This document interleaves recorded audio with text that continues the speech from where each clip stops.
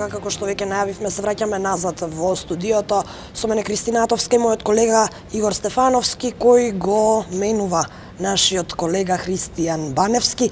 Како што веќе најавивме, заменик народниот правобранител Васка Бајрамовска Мустафа ни прави друштво во студиото, а ќе го отвориме разговорот со онаа тема која овие денови предизвика многу полемики во јавноста, а се работи за морбилите и за владините политики, односно одлуки да се наметне своевидна забрана за децата да одат во градинките. Бајрамовска Мустафа, добре дојдовте во студиото на 1 ТВ, чинам прв пат сте наш гостин, се надевам не и последен.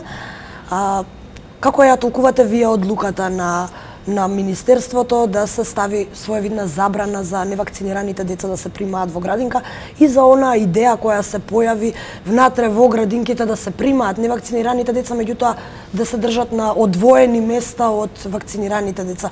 Дали ова можеби задира во правата на децата? Кога зборуваме, првенствено да ви се заблагодарам на поканата. Навистина сум прв пат во вашето студио и се надевам дека секако народниот правобранител ќе најде место секогаш во медиумите во просторот на Република Македонија.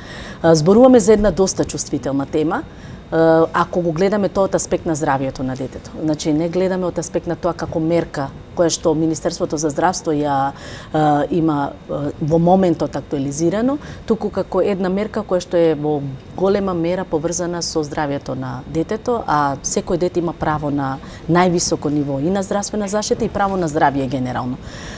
Се работи за прашање кое што од една страна го има детето кое што е невакцинирано, од друга страна го има детето кое што е вакцинирано. Правото на едното или правото на другото дете, но и во едниот и во вториот случај одлучуваат родителите. Ова прашање всушност и од аспект на неговата уставна поставеност или уставно правна поставеност го има разгледано и Уставниот суд на Република Македонија уште во 2014 година по поднесена иницијатива за оценување токму на задолжителноста на вакцината, односно ограничувањето на правото на родителот да одлучува што е најдобро за неговото дете, да не го вакцинира или да го вакцинира. И уште во 2014 година Уставниот суд одлучил дека ова право или ово ограничување во ниту еден начин не сме да се доведе под прашање на уставноста, имајќи го во предмет токму правото на детето да има добро здравје, односно обврската на родителот да се грижи за здравјето на детето. Меѓутоа, што значи ова сега? Што значи ова? Дали вие сте на ставот дека не треба да се примаат невакцинираните деца во градинка затоа што го загрозуваат здравјето на другите деца, или пак сепак сметате дека родителите кои не ги вакцинираат децата имаат право на тоа? Родителот има право да биде информиран за тоа што му се нуди на неговото дете. Сметате дека сме недоволно информирани? Да, дефинитивно родителите генерално во државата не се информирани за имунизацијата, за бенефитите или за последиците, евентуалните нуспојави од вакцинацијата на децата. Факт е дека овој податок не го нотиравме уште во 2015 година, кога по поднесени представки од родители за неможност да ги запишат нивните деца во градинки, поради тоа што немаат потврда за вакцинален статус, односно потврда од матичен лекар за вакцинирање на нивните деца, ние утврдивме неусогласеност на правната регулатива. И тогаш укажавме, уште значи пред 4 години, укажавме на надлежните министерства дека е потребно да превземат мерки, како од правен аспект за да ги усогласат правните прописи од аспект на најдобар интерес на детето, да се знае што е право, што е обврска и тоа да биде уредено во сите закони подеднакво, затоа што ако го гледате Законот за здравствена заштита на населението, ќе видите, о заразни болести, ќе видите дека таму вакцинацијата е задолжителна. Од друга страна, ако го гледате Законот за основно образование, и таму ќе видите задолжителна норма која што укажува на запишување на деца во образование врз основа на имуналниот статус, односно носење на потврда. А од друга страна, ако го видите Законот за здравствена заштита кој што го уредува прашањето за запишување на деца, односно сместување на деца во детски градинки, таму се укажува на носење на потврда од матичен лекар за здравствената состојба на детето. Навидум изгледа дека е дискриминација, меѓутоа ако го гледате тоа од аспект на тоа што представува колективно здравство и на тоа што треба да се штити, особено во услови како што е сега, каде што е прогласена епидемија, не може да се каже дека мерката не е оправдана. Така, токму прогласувањето на епидемијата, кревањето на гласот на родителите на децата, кои што всушност од денеска, но до текот на крајот на денот ќе видиме дали какви ќе бидат нивните радикални чекори во однос на протестите кои што ги најавуваат против вакцинацијата на дечињата. Дали има дока вас стигна представки од страна на родителите и колку се запознаени всушност граѓаните дека може да им помогне народниот правобранител? Верувам дека граѓаните, со оглед на тоа што народниот правобранител не е институција која што датира од поново време, напротив 20 години има во своето работење, верувам дека се добро информирани за нашите надлежности, од кој аспект ние можеме да го испитаме случајот и на кој начин можеме да помогнеме во заштитата и на нивните права како родители, меѓутоа и на правата на децата првенствено, преку нашето оделение за заштита на правата на децата, и нашите врати се секогаш отворени. Се доставуваат представки, меѓутоа за жал во многу помал број, се охрабруваат да ги достават, повеќе се јавуваат да добијат совети како да постапуваат, односно дали постапувањето во ваков случај не значи повреда или штета на правата на децата.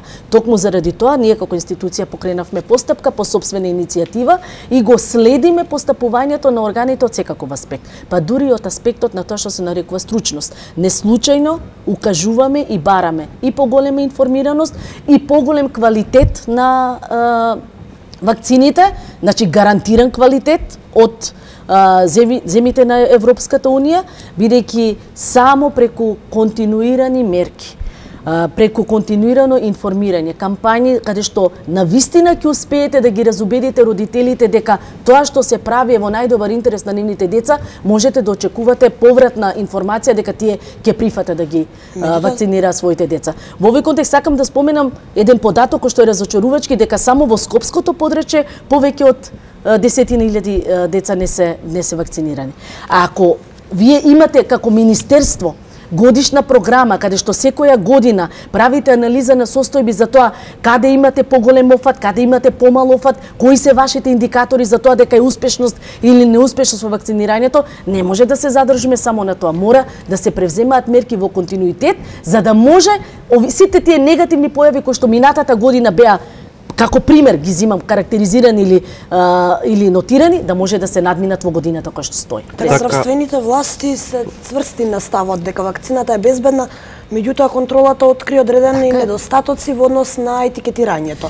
Дали ова внесува сомнеш за квалитетот на вакцините, бидејќи ја претпоставам дека голем број од родителите кои не ги вакцинираат своите дечиња, токму квалитетот на вакцината е пресуден. Дали сега можеме да веруваме на Министерството, откако е откриен овој пропуск? Значи, Министерството за здравство уште од самиот почеток на прогласување на епидемија со цел спречување на заразата и заштита на децата генерално, укажува на тоа дека вакцините се безбедни.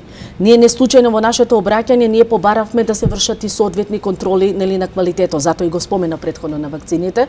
Добро е тоа што излегува со став дека навистина станува збор за квалитетни и дека имаат рок на важност кој што не е истечен. Меѓутоа, ваков еден податок од контролните тела, односно од комисиите кои што укажува на пропуст во работењето, не смее да помине така без било каква одговорност или без било какво санкционирање, и уште помалку може да се очекува дека родителите, особено оние кои што во една ваква фаза на информации, кога технологијата дава можност секој да пишува и секој да каже своје мислење за тоа, своје искуство во поглед на примањето на вакцината или евентуалната последица, многу често ги поврзуваат со појави на определени болести или состојби кои што стручњаците само на медицина базирана на докази и на аргументирани докази може да се негира дека тоа не е така, ќе можете да ја добиете. А ние докази немаме ниту за штетноста, ниту пак за безбедноста на вакцините. Навистина многу сериозно треба да се свати овој проблем, бидејќи денеска епидемија на морбили, пред неколку години имавме епидемија на некоја друг вид на заразна болест и треба сериозно сите овие стручни лица на ниво на медицинска, на здравствена фела, сериозно да работат на ова поле, на информирање на родителите, на подигање на квалитетот и на уверување на родителите во квалитетот на вакцините кои што само да се потенцира и моментот дека сега станува збор за дечињата на предучилишна возраст, а секако дека е зимски распад, ке следува веројатно и епидемија за учениците кои што се во основните, можеби во средните училишта, бидејќи тој го очекуваат всушност лекарите, но во овие моменти покажуваат на новите информации дека не го надминува бројот од 1100 коста на вакцинирани деца. За жала имаме податокот за голема бројка на невакцинирани деца, а наспроти тоа го имаме календарот за имунизација кој што секоја година се објавува, секоја година се кажува на која возраст се прима, како се прима. Мора да се работи на една поширока кампања, на една квалитетна, ефикасна, со цел да се тргат сите овие сомнежи во поглед и на ефикасноста и на евентуалните последици од примањето на вакцина. Игор, пред да преминеме на темата која ја најавивме, која веќе гледачите ја гледаат на испишана на нашите екрани, сепак мора да ви послам уште едно прашање кога сме кај децата, бидејќи минатата година, кога Народниот правобранител го презентираше годишниот извештај, нели, секој март, бевте прашани и за оние постапки кои беа отворени, кои произлегоа практично од случајот 25 мај. Современите малолетнички. Народниот правобранител тогаш објави дека отворил сопствена истрага за тоа каде завршуваат бебињата кои се раѓаат на скопска гинекологија, меѓутоа во врска со абортусите кои се вршат на малолетнички, односно на малолетни бремени девојки. Да, тоа што го најавивме во текот на презентирањето на годишниот извештај на Народниот правобранител за степено со почитување на човековите слободи и права и го реализиравме. Извештајот или посебниот извештај од истражувањето кој што ги опфаќа периодот 2016-2017 година со проблемот со раѓањето од страна на малолетнички или станување на мајки во рана возраст и абортуси на мала возраст е веќе готов и во скоро време ќе биде презентиран на јавност. Што откривте, ако може само малку да дека имаме гледав, само нако се одговорот. Податоците се разочарувачки. Ќе кажам само дека малолетничката бременост е присутна на територијата на Република Македонија и тоа во голем број и дека ако ви кажам дека најмалата граница на абортус е 14 години, сериозно треба да се загрижиме што правиме со нашите деца. И навистина е алармантен бројот, секако мораме да му оставиме простор на гледачот кој веќе чека на линија. Да, повелете во програма сте, повелете доколку имате прашање до заменикот народен правобранител. Повелете. Ало, добар ден. Повелете во програма сте. Ви се молам, сакам едно прашање до господјата. Ме интересира, имам внуче, таа не е вакцинирана против сипаниците. Сега, например, како што кажуваше министерот за здравство, ќе се казнува, ќе има казни. Со тоа што ќе се казни детето, тоест родителот, дали детето може да биде примено во градинка или во училиште запишано? Ви благодарам за прашањето, токму тоа и е тема на разговор. Ова прашање и на гледачката ќе кажеме дека уште во 2015 година му кажавме на Министерството за здравство и на Министерството за труд и социјална политика дека казната не е решение на проблемот со кој што се соочува Република Македонија во поглед на одбивањето на родителите да ги вакцинираат нивните деца. Затоа што едно е да се предвиди казна за родителот затоа што не овозможува вакцинирање, а се прима дете во градинка, имајќи во предвид дека понатаму кога ќе дојде во основно образование, кој што е задолжително, а се бара потврда за вакцинален статус за примени вакцини, повторно ќе се соочи со проблемот на неможност да биде запишана, зборуваме за задолжително образование, и повторно ќе се отиде на казна на родителот. Значи, ние очигледно дека од погрешен аспект го гледаме проблемот со вакцинацијата, затоа што казнувањето не е една и единствена мерка која што треба да се превземе за да се убеди родителот да го вакцинира детето. Тоа е најпоследното. Повелете. Кој сака нестрпливо веќе чека да ви постави прашање, повелете во програма сте. Ало? Да, повелете во програма сте, прашајте на заменик народниот правобранител. Вака сега, ме интересира едно прашање кое што ме мачиете неколку денови. Како ќе се реши проблемот со тоа со децата што не смеат да ја примат таа вакцина, кои имаат генетски предиспозиции за некакви болести или било какви работи? Дали тие ќе можат со потврда од лекар дека не смеат да примат вакцина, дали тие ќе ги примете во градинка или во училиште како што кажувате? Одлично прашање. Да, секако дека би требало според мене да постои разлика во однос на тоа дали се работи за здраво дете кој што нема никакви предуслови или предиспозиции за да не може да ја прими таа вакцина, или она дете кој што е утврдено медицински дека би имало некои штетни последици по неговото здравје доколку ја прима вакцината. Ова е прашање повеќе за стручњаците во делот на стручноста, меѓутоа сметам дека како народен правобранител кој што ги штити правата на децата, дека за оваа категорија на деца не би требало да представува проблем приемот на деца во градинка. Игор, дали може би имаме уште еден гледач? Да, од режијата ми јавуваат дека имаме уште еден гледач, повелете во програма сте со прашање.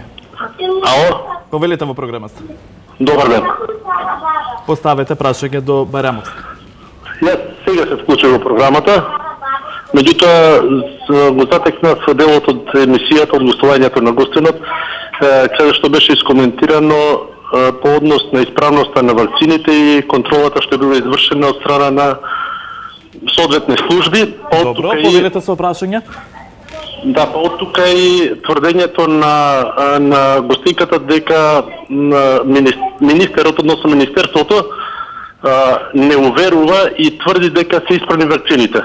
Па би сакал да ја прашам гостинката дали со тврдење се проверува исправноста на вакцините или е потребно да се изврши соодветна проверка во соодветна установа и на соодветен начин, за да се утврди односно да се потврди таквото тврдење. И ако е тоа така, дали е побарано да се изврши таква контрола на вакцините?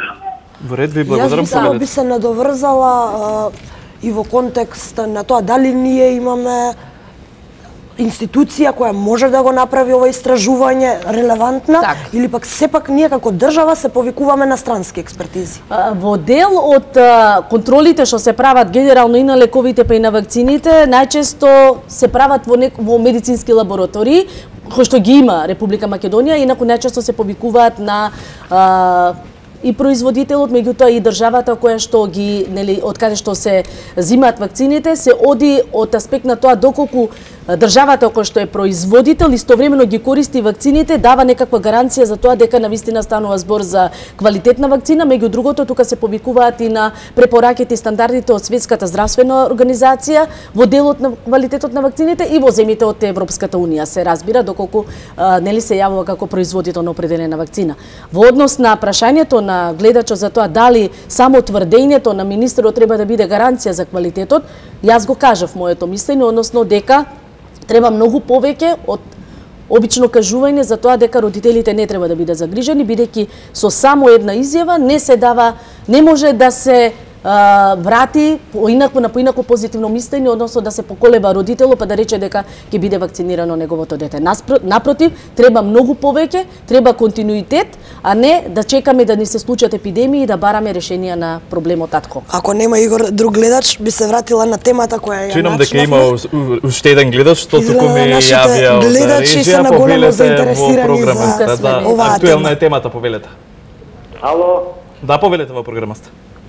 Добро вечер. Добра вечер, повелете со вашето прашање. Сакав да прашам, гледам на телевизијава, зошто се поставуваат прашања за вакцините. Добро, кој е вашето прашање еве за вакцините? Ало, прашањето е зошто сега се прави овој муавет, колку ни е напредна вакцината, не само вакцината, него колку е здравството напредно, а правиме муавет за вакцината. Зошто ја враќаме назад 100 години луѓето што се вакцинираа, да речеме пред 100 години, а сега пак се враќаме назад да не се вакцинираат децата? Затоа што е прогласена епидемија на морбили, господине. Токму затоа е тоа тема која очигледно многу ги интересира нашите гледачи и генерално граѓаните. Зошто се враќа медицината назад? Таму има стручни лица, има министри, има доктори, има професионални лица. Извинете што ќе ве прекинам, дали вие им верувате на македонските доктори? Како не им веруваме ние на македонските доктори? Сметате дека нашето здравство стои на цврсти ноза? Нашето здравство како стои? Дали стои на цврсти ноза? Дали граѓаните, обичните граѓани имаат доверба дека докторите... Која е медицината? Срца пресадуваме, бубрези пресадуваме и сите ред други, да речеме, натрешни органи, сега ние ќе правиме муавет за некоја вакцина там. Добро, во интерес на времето ќе ви се... Да, во интерес на времето треба и прилог од на колешката Искра Печеска да го повикнеме. Во интерес на времето ќе го оставиме прилогот за во дневникот, за во централниот. Може и така да направиме, бидејќи имаше и прашање. Сметам дека треба да им дадеме право и на родителите кои што размислуваат на ваков начин. Нормално е дека не случајно на почетокот реков дека има и група на родители кои што смета дека вакцината исто како и нели со оглед на тоа што е предвидена како задолжителна на определена возраст, со определена доза и така натаму, и немало никакви проблеми во приемот на вакцината. вакцината и имајќи во предвид нели целта на вакцинацијата што сака да се постигне, нормално е да се има и такво размислување. Меѓутоа ние зборуваме паралелно и за група на родители кои што се сомневаат во влијанието, односно во ефектот или нуспојавата од вакцинацијата. И затоа секогаш ќе имаме такви дилеми додека стручно, медицински не се докаже спротивното, а тоа е дека навистина нема никаков проблем во однос на примањето на вакцината, односно да се докаже медицински дека приемот на вакцината е само бенефит на детето, а не на негова штета. Дали вие му верувате лично на македонското здравство?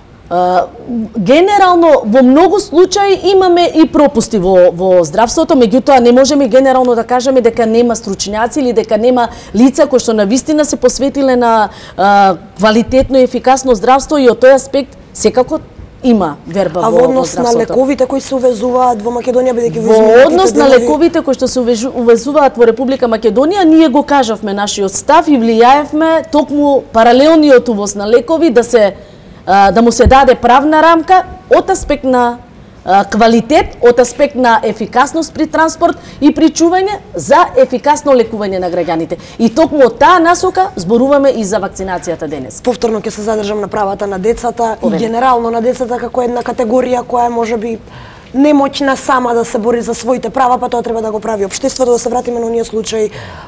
Обвинителството го истражува Министерството за труд и социјална политика за примање мито при посвојување, додека вие истражувате каде завршуваат децата кои ги раѓаат малолетничките, меѓутоа кои велите дека се разочарувачки резултатите, вашите наоди, кој е највиновен за оваа состојба и во која насока се движат вашите наоди? Што е шокантно или страшно што треба да го знае македонската јавност? Дали некој од институциите си поигрува со децата или пак и родителите си играат со своите деца? Сега да не шпекулираме, меѓутоа тука би станало збори за експлоатација, проституција и ред други страшни, монструозни работи.